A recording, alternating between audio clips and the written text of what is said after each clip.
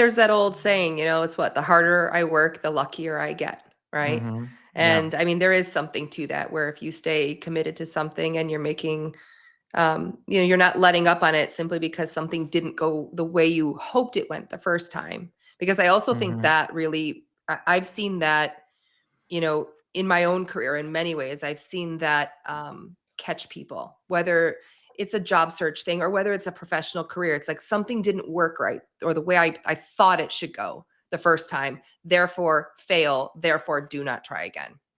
Yeah. And that's a really dangerous cycle. And, it's something I'm trying to teach my kids because I still think traditional schooling, a lot of times, if you don't get an A, you failed, you did a bad job, be disappointed Yeah. in yourself. Yeah, And we stigmatize failure, like, the further you get into school and then into the workforce, we st in higher education, we stigmatize failure, and it prevents us from taking risks, and and when we don't take risks and we don't fail, it prevents us from learning, and I think, one of the things I think a lot about one of the reasons I decided to leave my corporate job mhm, after doing that for ever and ever and ever is one of the things that I always hated was during like performance review season or as you're setting your goals for your mhm, professional development or what have you.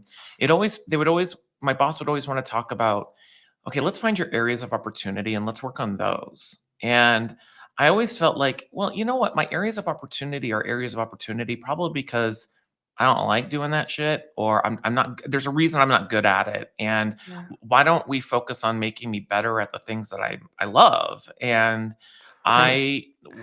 to your point about failure, the thing I tell myself about failure is that I would any day of the week, I would rather fail doing the things that I love and I'm passionate about than succeeding at things that I hate. Because there's nothing to be learned from succeeding at the stuff that you hate. But like failing at something I love, I can learn from that and I can improve from that.